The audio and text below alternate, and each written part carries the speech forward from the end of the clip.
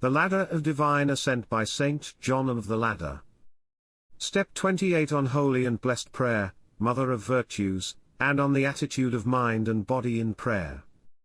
Prayer by reason of its nature is the converse and union of man with God, and by reason of its action upholds the world and brings about reconciliation with God. It is the mother and also the daughter of tears, the propitiation for sins, a bridge over temptations, a wall against afflictions, a crushing of conflicts, work of angels, food of all the spiritual beings, future gladness, boundless activity, the spring of virtues, the source of graces, invisible progress, food of the soul, the enlightening of the mind, an axe for despair, a demonstration of hope, the annulling of sorrow, the wealth of monks, the treasure of solitaries, the reduction of anger, the mirror of progress, the realization of success, a proof of one's condition, a revelation of the future, a sign of glory.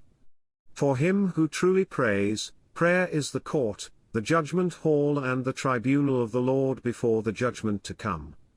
Let us rise and listen to what that Holy Queen of the Virtues cries with a loud voice and says to us, "Come unto me all ye that labor and are heavy laden, and I will give you rest. Take my yoke upon you, and you shall find rest for your souls and healing for your wounds. For my yoke is easy, and is a sovereign remedy for great sins." If we wish to stand before our King and God and converse with him, we must not rush into this without preparation, lest, seeing us from afar without weapons and suitable clothing for those who stand before the King, he should order his servants and slaves to seize us and banish us from his presence and tear up our petitions and throw them in our face. When you are going to stand before the Lord, let the garment of your soul be woven throughout with the thread that has become oblivious of wrongs. Otherwise, prayer will bring you no benefit. Let your prayer be completely simple. For both the publican and the prodigal son were reconciled to God by a single phrase. The attitude of prayer is one and the same for all, but there are many kinds of prayer and many different prayers. Some converse with God as with a friend and master, interceding with praise and petition not for themselves but for others. Some strive for more, spiritual, riches and glory and for confidence in prayer. Others ask for complete deliverance from their adversary. Some beg to receive some kind of rank, others for complete forgiveness of debts. Some ask to be released from prison, others for remission of accusations. Before all else, let us list sincere thanksgiving first on our prayer card. On the second line we should put confession, and heartfelt contrition of soul.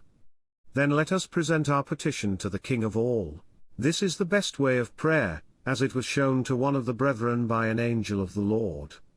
If you have ever been under trial before an earthly judge, you will not need any other pattern for your attitude in prayer.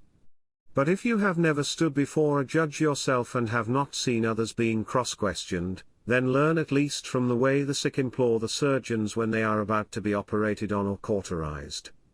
Do not be over-sophisticated in the words you use when praying, because the simple and unadorned lisping of children has often won the heart of their Heavenly Father.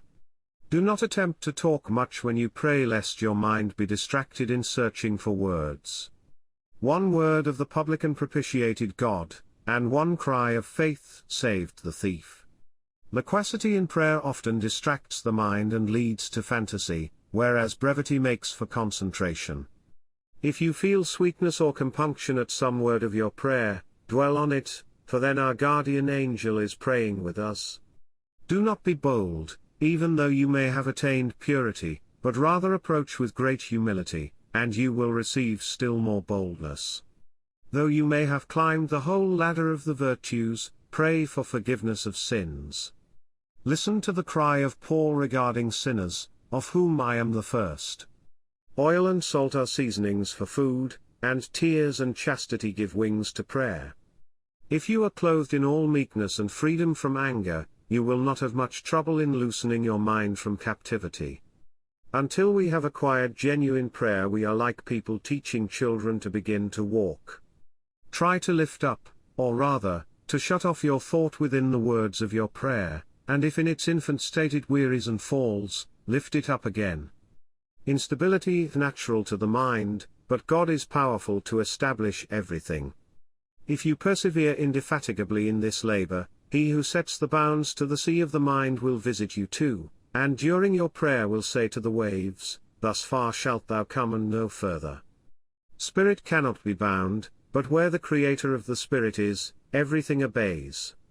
If you have ever seen the Son as you ought, you will also be able to converse with him fitly. But if not, how can you truly hold converse with what you have not seen? The beginning of prayer consists in banishing the thoughts that come to us by single ejaculations the very moment that they appear. The middle stage consists in confining our minds to what is being said and thought, and its perfection is rapture in the Lord. One kind of joy occurs at the time of prayer for those living in a community, and another comes to those who pray as solitaries. The one is perhaps somewhat elated, but the other is wholly filled with humility. If you constantly train your mind never to wander, then it will be near you during meals too. But if it wanders unrestrained, then it will never stay beside you. A great practicer of high and perfect prayer says, "I would rather speak 5 words with my understanding," and so on. But such prayer is foreign to infant souls. Therefore, imperfect as we are, we need not only quality but a considerable time for our prayer, because the latter paves the way for the former. For it is said, "Giving pure prayer to him who prays resolutely, even though sordidly and laboriously." Soiled prayer is one thing, its disappearance is another, robbery another, and defection another. Prayer is soiled when we stand before God and picture to ourselves irrelevant and inopportune thoughts. Prayer is lost when we are captured by useless cares. Prayer is stolen from us when our thoughts wander before we realize it. Prayer is spoilt by any kind of attack or interruption that comes to us at the time of prayer. If we are not alone at the time of prayer, then let us imprint within ourselves the character of one who prays. But if the ministers of praise are not with us, we may make even our outward attitude conform to a state of prayer. For in the case of the imperfect, the mind often conforms to the body. For everyone, and especially for those who have come to the King in order to receive remission of their debt, unutterable contrition is necessary. As long as we are still in prison, let us listen to him who speaks to Peter, "Put on the garment of obedience, cast off your own wishes and, stripped of them, approach the Lord in your prayer, invoking his will alone. Then you will receive God, who guides the helm of your soul and pilots you safely. Rise from love of the world and love of pleasure, lay aside cares, strip your mind, renounce your body, because prayer is nothing other than estrangement from the world, visible and invisible. For what have I in heaven? Nothing. And what have I desired on earth beside thee? Nothing, but to cling continually to thee in prayer without distraction. To some, wealth is pleasant, to others, glory, to others, possessions, but my wish is to cling to God, and to put the hope of my dispassion in him. Faith gives wings to prayer, and without it we cannot fly up to heaven. We who are passionate must constantly pray to the Lord. For all passionate people who have achieved dispassion have only done so by vanquishing their passions. Though the judge did not fear God, yet because a soul, widowed from him through sin and a fall, troubles him, he will avenge her of her adversary, the body, and of the spirits who make war upon her. Our good Redeemer attracts to his love those who are charitable by the quick satisfaction of their petitions. But he makes thoughtless souls remain in prayer before him for a long time, in hunger and thirst for their petition, for an ill-conditioned cur when once it gets its bread makes off with it and leaves the giver. Do not say, after spending a long time at prayer, that nothing has been gained, for you have already gained something. And what higher good is there than to cling to the Lord and persevere in unceasing union with him? A convict does not fear his sentence of punishment, so much as a fervent man of prayer fears this duty of prayer. So if he is wise and shrewd, by remembering this he can avoid every reproach, and anger, and worry, and interruption, and affliction, and satiety, and temptation, and distracting thought. Prepare yourself for your set times of prayer by unceasing prayer in your soul, and you will soon make progress. I have seen those who shone in obedience and who tried, as far as they could, to keep in mind the remembrance of God, and the moment they stood in prayer they were at once masters of their minds, and shed streams of tears, because they were prepared for this beforehand by holy obedience. Psalmody in a crowded congregation is accompanied by captivity and wandering of thoughts, but in solitude this does not happen. However, those in solitude are liable to be assailed by despondency, whereas in the former the brethren help each other by their zeal. War proves the soldier's love for his king, but the time and discipline of prayer show the monk's love for God. Your prayer will show you what condition you are in. Theologians say that prayer is the monk's mirror. He who is busy with something and continues it when the hour of prayer comes, is deceived by the demons. Those thieves aim at stealing from us 1 hour after another. Do not beg off when asked to pray for the soul of another, even though you have not yet obtained the gift of prayer, because the faith of the suppliant also frequently saves the one who prays for him with contrition. Do not get excited if you have prayed for another and been heard, for it is his faith that has been strong and effective.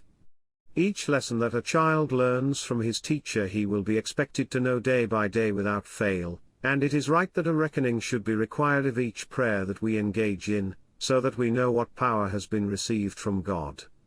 Therefore, we must attend to the matter. When you have prayed soberly, you will soon be fighting against fits of temper. For this is what our enemies aim at. We should always perform every virtue, especially prayer, with great feeling. A soul prays with feeling when it gets the better of temper and anger. What is obtained by frequent and prolonged prayer is lasting. He who has found the Lord will no longer explain the object of his prayer, for then the Spirit himself makes intercession for him within him with unutterable groanings. During prayer do not admit any sensory imagination, so as not to be subject to distraction. The assurance of every petition becomes evident during prayer. Assurance is loss of doubt. Assurance is sure proof of the unprovable. Be very merciful if you care about prayer. For through mercy monks shall receive 100-fold, and the rest in the future life. When the fire comes to dwell in the heart, it revives prayer, and after its resurrection and ascension to heaven, a descent of fire into the cenacle of the soul takes place.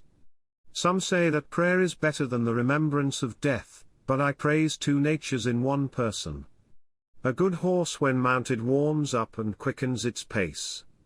By pace I mean psalm singing, and by horse, a resolute mind. He scents the battle from afar, he is all ready, and remains master of the field. It is cruel to snatch water from the mouth of a thirsty person, but it is still more cruel for a soul that is praying with compunction to be torn away from its beloved task before it has finished its prayer.